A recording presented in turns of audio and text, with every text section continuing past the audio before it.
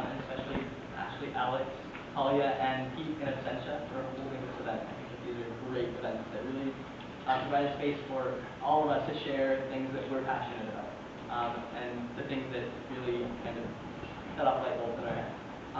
So today I'm talking about something that I'm passionate about, and that is mixed race identity. I didn't mean to be as douchey with this title, but I kind of fell into it. So I'm sorry for putting a colon in there and making it sound a lot more academic than it's going to be. But I'm going to be talking to you today about what multiracialism is broadly and what it means to me. So next slide, please. So I guess I'll do some road mapping for you first. I'll start with some general ideas.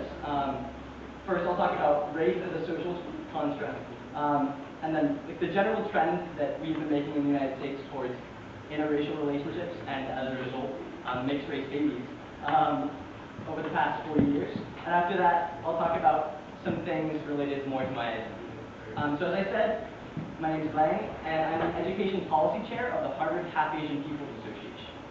And so if you're wondering what my ethnic heritage is, I imagine you are since I'm talking about this whole subject. My mom is from County Cork in Ireland by way of Nebraska, and my dad is from Iloilo City, the Philippines.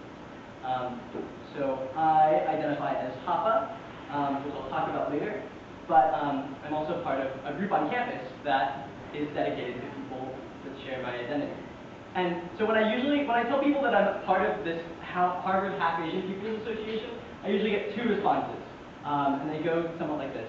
The first response is, "You're kidding me. The Half Asian Peoples Association? That's a fake, like, quasi-race, and there must not be that many of you that merit your own social organization." That usually comes from more of the conservatives, so I'll call that the Joe the Plumber response. The second response I get is, "Oh, Hapa, you guys are so hot. Can I come to your next mixer and like meet all the hot women?"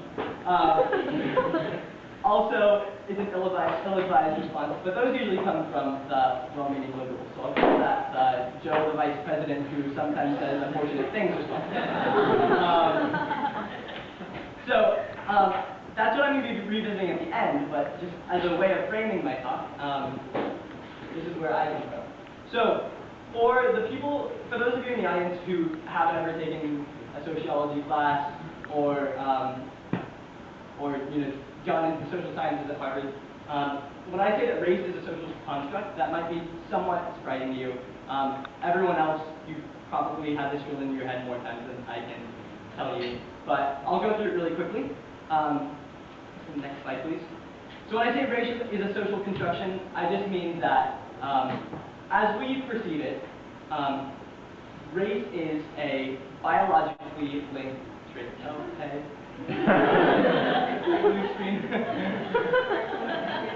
Sorry, we had some problems with our computer. We're going to try and fix it. Sorry, man. Cool. No, it's okay. I'll talk. So as we perceive it, race is this biologically linked trait. And in common parlance, we talk about black populations, white populations, Latino populations, and we assume that these have some significant meaning in and of themselves. But as our history has shown, these constructs or these categorizations change very rapidly. Today, I identify as Hapa.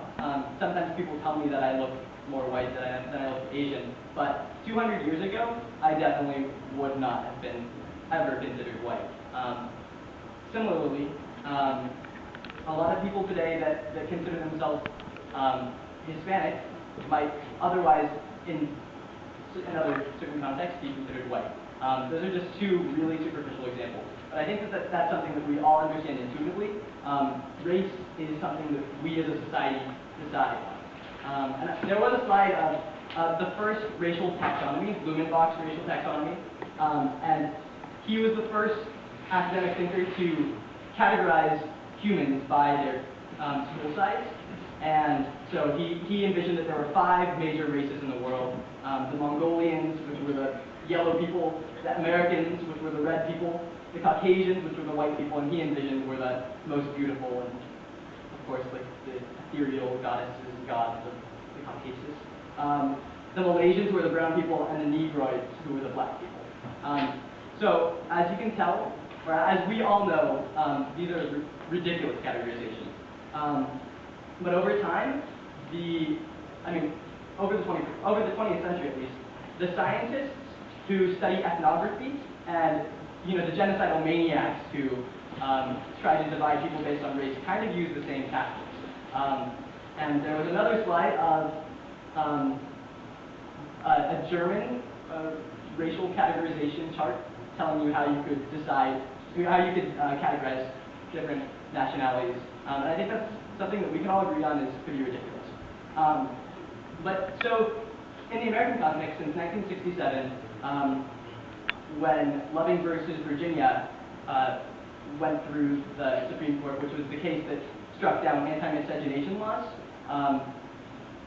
interracial couples and mixed-race peoples have been on the rise exponentially.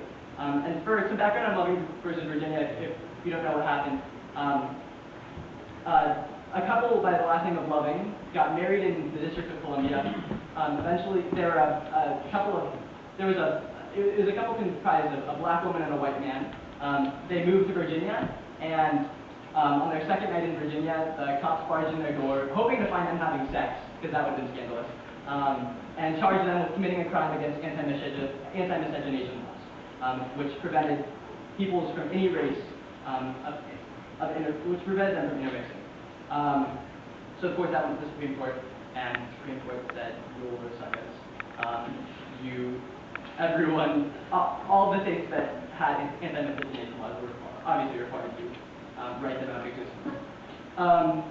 So, over the past 50 years, interracial couples, and as a result of that, mixed-race individuals have been on the rise in the United States. And that leads us to today, and that leads us to me, I guess.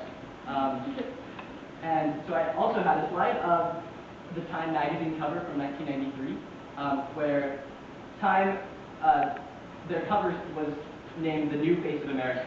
And as a result of this pattern that Time recognized of more and more interracial relationships, they decided to make a composite of what they thought the typical American would look like in 40 years.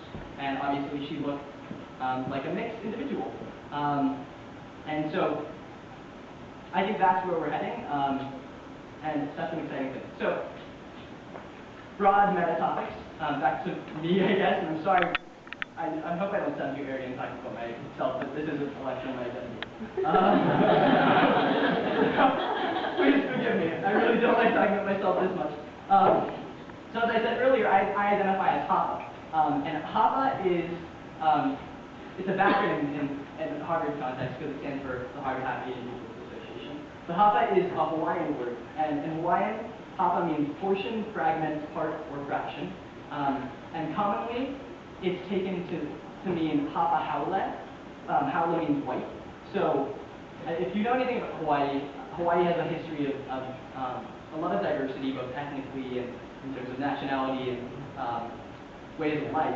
And so there exists a caste of people who identify as Hapa in between, Native Hawaiians and white people. There may be something happening. So Hapa Haole, since the foundation of the Asian American political movement has been taken in the United States to apply to anyone of partial Asian ancestry. So it's now like a term of social cohesion. And so I'm going to go back and revisit the two responses that I talked about at the beginning of my lecture, the Joe the Plumber response and the Joe the Vice President response. And I think that they reveal two of the problems that we have as Harvard students and we as Americans in dealing with this new idea of multiraciality. And I think the first problem is that we're suspicious of multiculturalism in like a new age